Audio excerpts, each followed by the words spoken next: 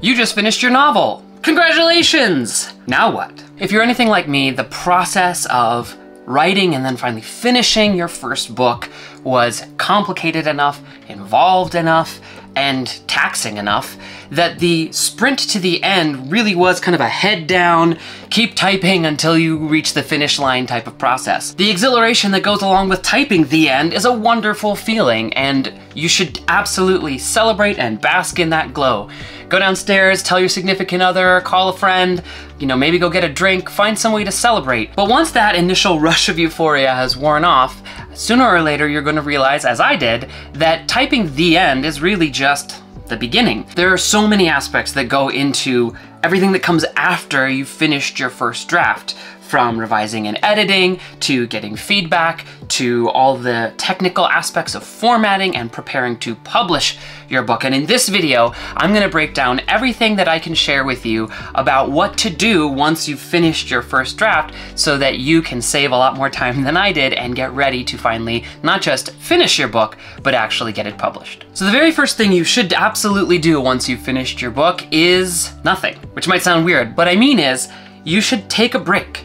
And don't go immediately from, I finished writing the final scene and typed the end, to now I'm gonna go right back to the beginning and start working on it again. You need to take a little bit of a breather. I recommend a week or two. Some people do a little bit longer, but put the book away and catch your breath. The energy that you just expended, the willpower and the discipline and the focus and the time and all of the things that went into finishing a book is taxing. And it's better to make sure that you get yourself in the best possible headspace and to also get a little bit of distance. You just finished writing it, which means that everything you wrote is as fresh in your mind as it's going to be.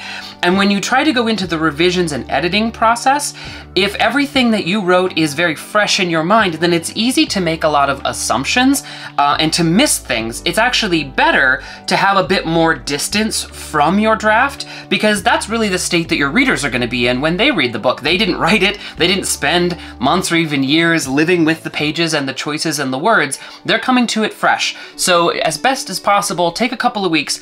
I like to make sure to do some fun writing in that time. I'll give myself permission to work on some random project or some short stories or do some poetry or go do some brainstorming for a new book idea that maybe I had to put off and hold off while I was in the discipline mode of finishing the draft and other ideas were popping up. I'll go back to my notes and I'll start playing around with a different book idea. So enjoy writing for fun again and take some space. Give yourself a breather, go for a nice walk, have a meal, play a game, do what you enjoy, and give yourself a chance to rest and reset and to get some distance so that when you are ready to come back and work on editing and revising, you can do it with a little bit of perspective. So the second thing that you need to do at this point in the process is make some decisions about what you want to do with your book, because the direction you choose to go, especially when it comes to publishing, is going to have a big impact on what things you need to do next in order to get it ready for those steps. The biggest and most important decision to make is whether you want to try to traditionally publish this book or whether you want to independently publish this book, which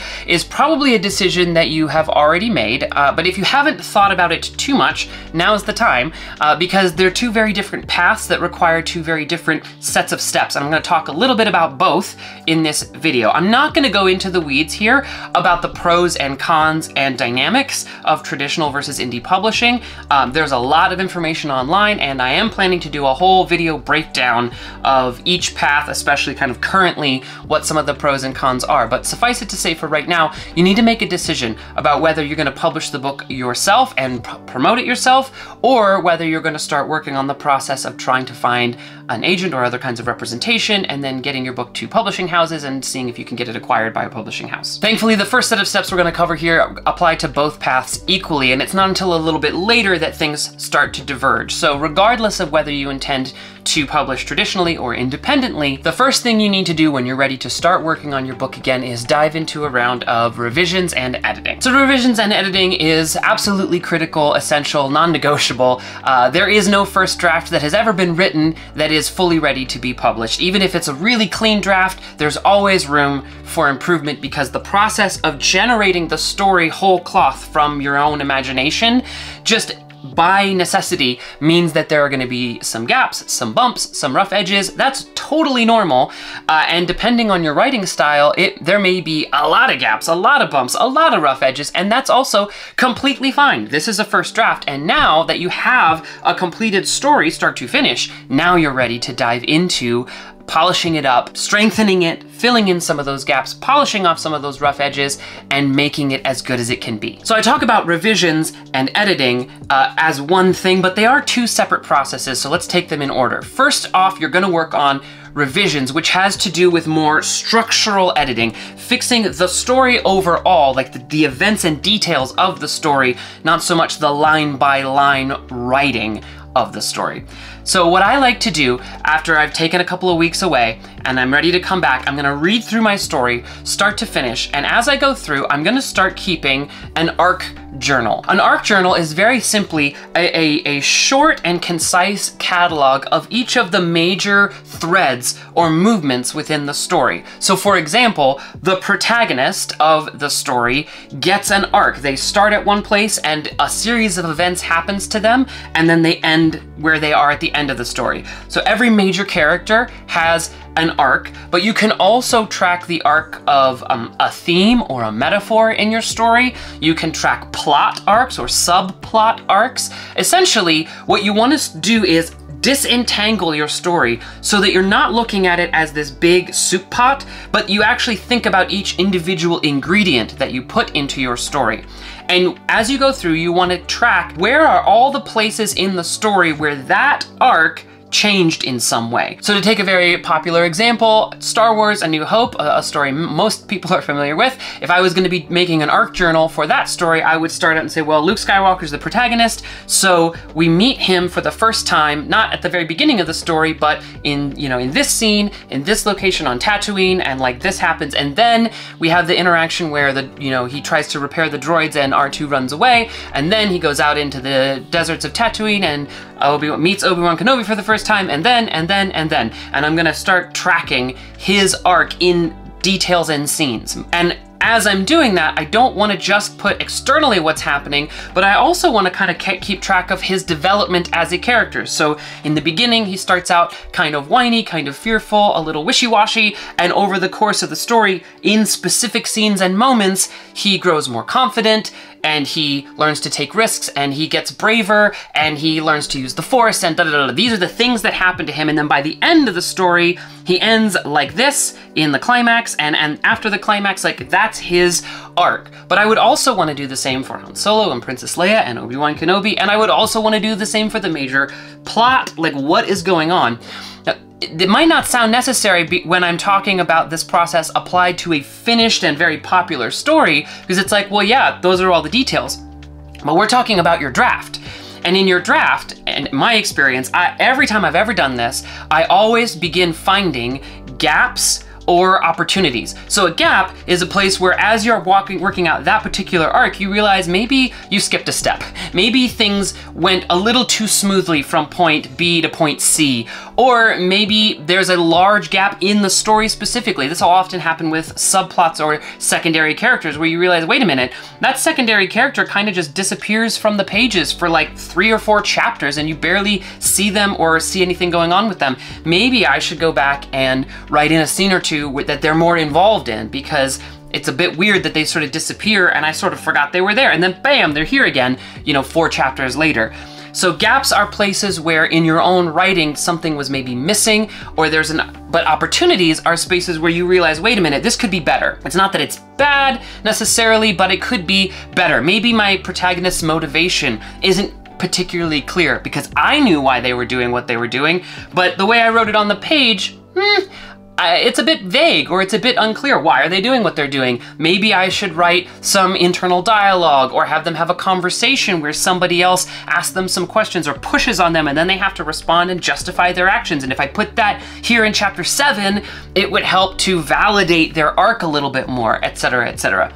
A lot of this stuff is something that you will develop an instinct for, especially the more you work on your craft, as you read books about story structure and all of those different elements. But even if this is the very first book you've ever written and you're new at this, you should absolutely still go through this process in your revisions and track each of the sub components of your story, the individual ingredients, separately. Look at them, and then you can kind of have it out on a piece of paper, or you can do this with index cards and spread them all out, or if you use a software program like Scrivener, you can do it in index cards there. However you do your writing, find some way to mark out and track each of the individual arcs in your story so that you can look at them all and see where are your gaps and where are your opportunities, and then that gives you fodder to go back and do some rewriting or new writing to round out and flesh out and improve the core structure of your story. Once you've done that one round, then you're ready to move on to editing. I don't recommend worrying about editing as in your individual sentences, your grammatic choices, your spelling, all that stuff. Don't bother with that when you're revising, because you're doing enough new writing that if you try to edit and revise at the same time, in my experience, you end up creating more errors than you fix as you go along. It's better to stick to the writing when you're doing the writing, do your revisions, and then you can kind of go, okay, second draft is done, and it's a stronger draft because I've filled in some of the gaps and I've taken advantage of some of the opportunities. There's a bit more there. Maybe I've cut some scenes that weren't particularly working or weren't particularly necessary, and it's tighter and it flows and the story is better than it was in the first draft. Now I'm ready to edit it. So my process for editing, I go through a couple of steps. The first thing that I do is I take each individual chapter and I load it into Grammarly. I have the Pro account for Grammarly. I've recently started experimenting with Pro Writing Aid, which is another great AI-assisted editing and grammar and syntax program. Take each chapter, drop it into one of those, go through their suggestions, because it will already help catch a lot of misspellings and grammatical syntax error things, and work through each chapter one by one, making fixes as you go along. Then step 2, once I've done that in Grammarly or Pro Writing Aid, then I will take that one round revised chapter and I will put it into Hemingway.com. Hemingway is a great free web resource that I love to use that focuses a lot more on the actual writing quality than on specific typos or errors or grammatical problems. So first Grammarly, then Hemingway, and Hemingway will give your writing a score. It'll give you an overview of where you're using too much passive voice, or where perhaps your sentences are getting a little too long or muddy or confusing, and it's a really helpful window into the flow of your writing. Now, one thing I will say for Hemingway, don't take everything that it tells you and make every single change verbatim, because it reduces towards the mean, which what I mean is it pushes towards a very effective but sort of generic writing voice, and you definitely still want to preserve your writing voice. For example, I write fantasy, which means that I tend to have some sections that might be a little bit more flowery language or evocative descriptive language or longer sentences than maybe you would find in what Hemingway considers to be just traditionally simple, good, effective, clean writing. Make authorial decisions and don't let it completely drown out your voice, but it is extremely helpful to have it point out, hey, you're using a lot of passive voice here. Hey, these sentences are long. Hey, that's a big old paragraph. Maybe break it up into 2 paragraphs and clean up your writing that way. So first, Grammarly or Pro Writing Aid, really more for a grammatic pass, and then Hemingway for a little bit more of a stylistic pass. Once I've done those 2 steps, the final step in my own editing process is to read my book out loud to myself. I actually really enjoy printing off a copy at this point. I don't do it before this because things are being changed so much that there's not too much point in that. But at this point in the process, I've done a second draft and I have edited it both for grammar and for style. So it's pretty darn polished at this point, and I like the sort of tradition and celebration of printing off a paper copy. I actually just send the file to Staples or some office like that and have them print front back so you're not using as much paper. I find there's something extremely helpful visually about reading on paper versus reading on a computer screen for this stage in the process, but if you prefer to keep it digital, that's fine too. The critical thing is find somewhere where you don't feel embarrassed to read, and read your book book out loud to yourself. The process of reading out loud forces your brain to linger on the words and to translate them into speech, and means that your brain is going to engage with your words in a different way. When you're just reading internally, quietly to yourself, your brain fills in a lot of gaps. You kind of do quick passes over things, and it's shockingly easy to miss things, to miss errors, and to miss problems that if you read it out loud, all of a sudden you stumble over the word and you realize, wait, that's not the right word, or that got cut off, or I made it's spelled wrong, or whatever, because that will still happen even after you've tried your best to fix all of those things in your edits process. But it also helps you, lets your ear hear your writing, and you know, writing is also at some level music, it's art. And there is something really, I think, helpful about hearing the rhythm and the pace and the tone and the tenor and the warmth, all the dynamics of how your writing sounds as it's being read. Will give you an eye to maybe even a few more places where you want to make small changes. So I go through, I read my printed version out loud with a pen, and I mark up the copy as I go of things that I still want to fix and edit, and then I go back one last time and incorporate any of the changes that I have marked up to make, and then I have what I consider to be my first final draft. So once you've finished your revisions and your edits and you're happy with your draft, you're ready to publish, right? No, not yet, because so far everything that you've done up to this point has been through your own perspective, and it's really important to put in the time. You invested so much time and energy in writing the draft, you don't want to just throw it out into the world, warts and all. It's worth spending the time to get it in as good a shape as you can get it. But you on your own can only get your book to a certain level of quality because you're still doing everything that you're doing to it through your own perspective, your own assumptions, your own biases, and you as the author have a very particular kind of bias and perspective on that story. So now that you have done your revisions and you've done your edits, you've polished it up, now you are ready to go to the second phase of this process, which is to get some outside perspective. So there's two primary ways that you're gonna get outside perspective on your book. The first way is to get a crew of beta readers. Again, the beta reader process, there's a fair amount of detail we could go into this, and now that I'm saying this, I'm realizing this would make a great topic for another video because you can do it well and you can do it in a way that's gonna cause you a lot of frustration and confusion, and we don't have time to go into all the nuances of how to handle that well. But bottom line, you want to get a couple of people who are avid readers of your particular genre, and ideally your subgenre and style. So for me, not just fantasy readers in general, I don't want beta readers who love super grimdark, because that's not the kind of fantasy I'm writing. So even if they're fantasy fans, they're still gonna give me feedback that is colored by a set of reading preferences that I'm not really writing for in the first place. So find 2, 3, 4 readers who are avid fans of your genre and ideally your particular style within that genre.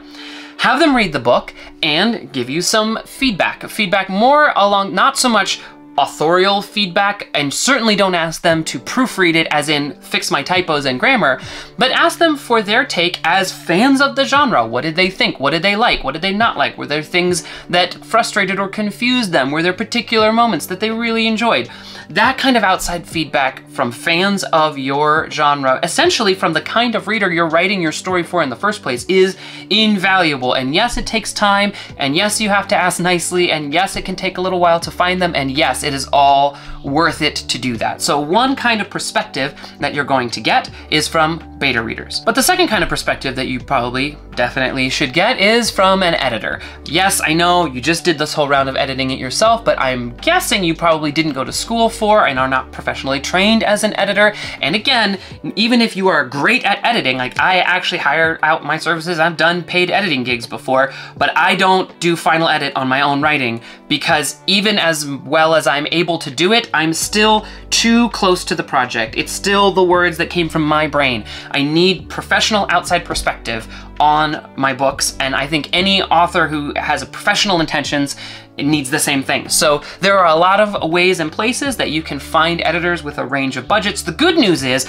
because you've already put in so much work to both revise and then do your own rounds of edits, and you're not sending out a really jumbled, choppy, error-filled mess, your editing process is going to be smoother and faster, which means cheaper. But yes, it costs money, and yes, it's worth it. I would argue it's essential, it's non-negotiable, it's necessary if you plan to professionally publish your book. Think about that at this phase in the process, and remember that good editors typically have a queue, so you can't expect them to just jump on your draft and get it back to you in a week. It's going to take a little while. Now is the time to get your revised and polished manuscript out to your beta readers and out to the editor you're going to hire and get them working on it while you move on to some next steps. So now that you have outside perspective in hand, this is where the path does start to fork a little bit, depending on whether or not you're choosing to go the traditionally published route or the independently published route. If you want to go traditionally published, now you're going to start focusing more on doing your homework. You need to figure out who you're going to submit to, which 9.5 times out of 10, that's going to be agents first. So you need to do a lot of research. You need to find agents in your genre. One way to start this is to find authors, traditionally published authors, who write books that are like the book you just wrote, and figure out who their agent is and see if they're taking submissions through typically their websites. You can, there's a lot of different listings and ways and places to do that work. You want to start building a submissions list and do some research, and then you're going to go through the process of writing an introductory letter and querying to agents. That is a process that I have not personally done, so I'm not going to speak to it too much here. There are a lot of great resources online. If you do some research on how to find an agent, there's a lot of great blog articles and YouTube videos and great free stuff out there to help you do that. But if you're going that route, most of your work at this phase in the process is going to have to do with really honing in your pitch for your story, writing the best cover letter and the best one page, the tightest, most engaging, most irresistible description and pitch for your book that you can possibly write to really sell it and make it shine.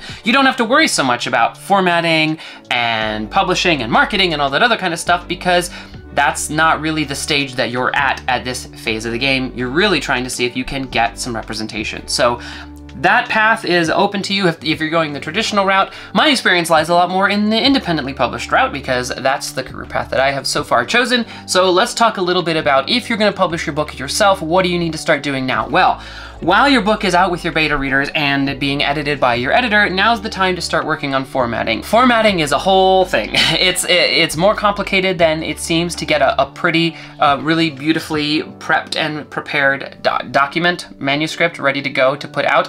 If all you're gonna do is digital, if you're only gonna publish an ebook and you're not gonna worry about print, which if this is your very first book, I would highly recommend that that's the path you take, because print formatting is technical and fiddly, and to get it to come out right and have the right trim margins and the right bleed and the right cover and all the other stuff that needs to go into that, it's a bit of a process, and frankly, the profit margins on print are not as great and the sales numbers on print are not as great, so it's totally valid to just leave that for later and just focus on ebook formatting. If all you're doing is ebook formatting, then you have a couple of options. You need to get your manuscript into a .epub format, because that is currently what Kindle, Amazon library accepts as its primary publishing format. And you are definitely going to be publishing on Amazon, at least as one of, and probably the primary retailer, or this is another point you get to make a decision. You get to decide if you're going to publish exclusively with Amazon so that you can enroll in their Kindle Unlimited program through the KDP program, KDP Select,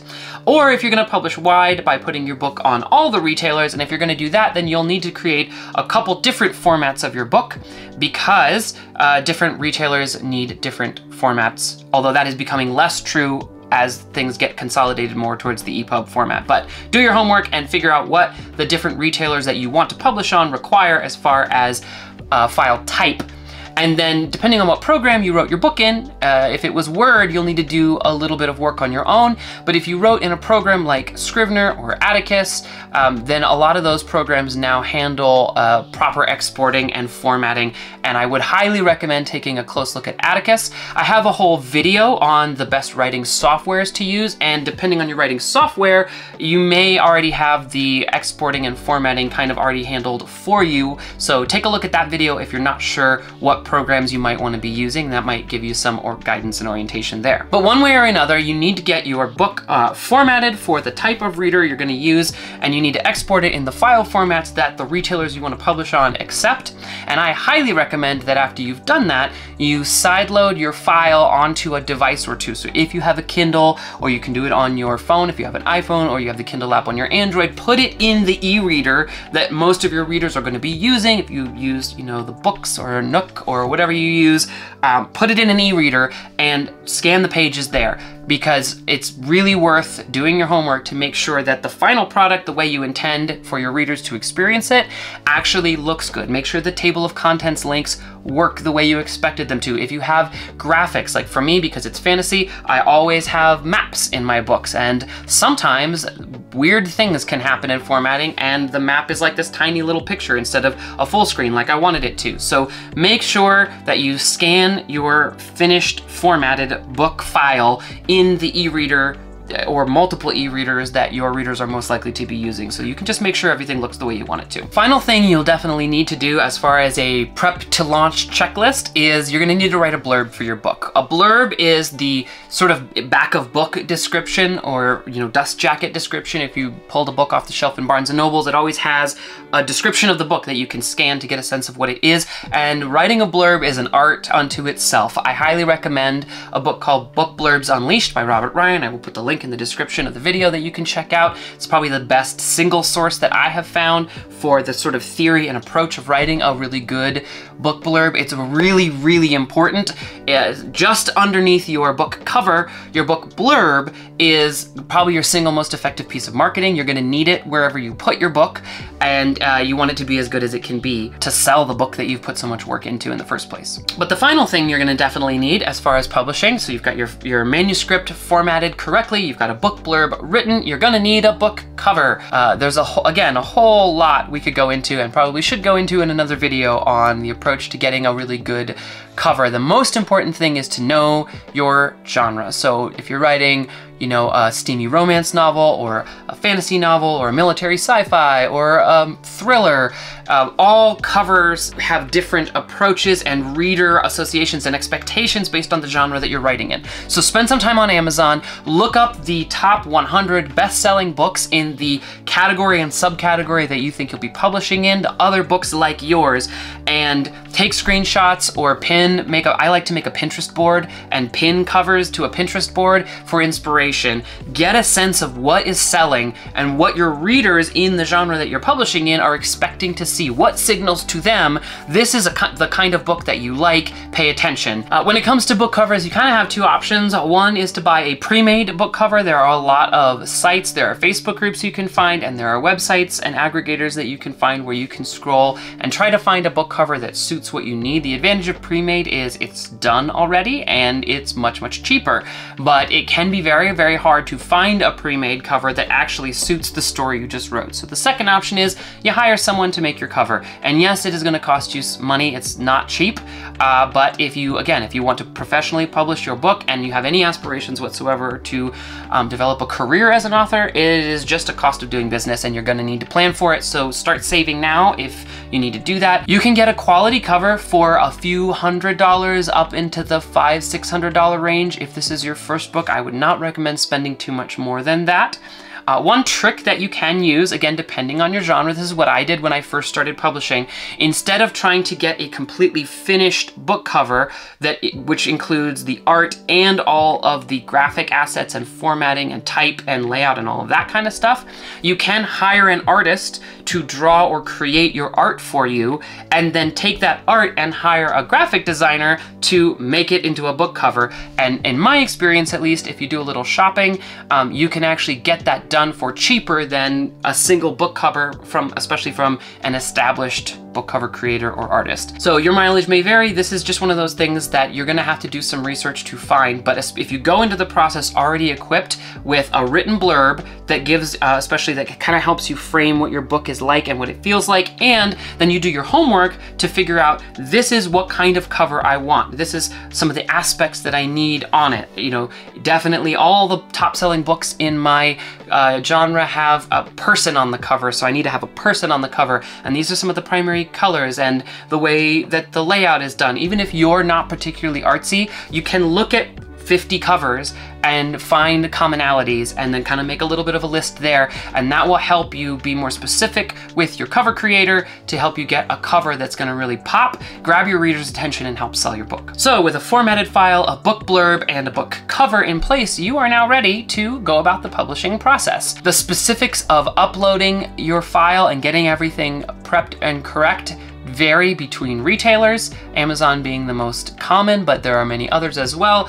But all of them are pretty self-explanatory and have very well designed and defined help documents and guides at this point. Also, if you search on YouTube for how to publish my book on Amazon or what have you, you'll find lots of great videos or blog articles or what have you walking you through the process. But those are the files and components and assets that you're going to need, so you want to start working on them. I like to start that process when my manuscript goes out to my beta readers and my editor, because like I said, that process takes time. So that's the perfect time to get the cover done, write the blurb, do some formatting, and that way by the time all the feedback comes back to me and the editing comes back to me and I've made that final round of changes to incorporate that feedback, my manuscript is done. Hey, look, I've got my cover, I've got my blurb, I put it all together, and I'm ready to publish. So hopefully that was helpful to you. Again, I know it can feel overwhelming, but my goal in this video was to help cut through some of the clutter and demystify the process for you a little bit, and hopefully help save you some time with some of the things that I had to learn through trial and error as I was getting ready to publish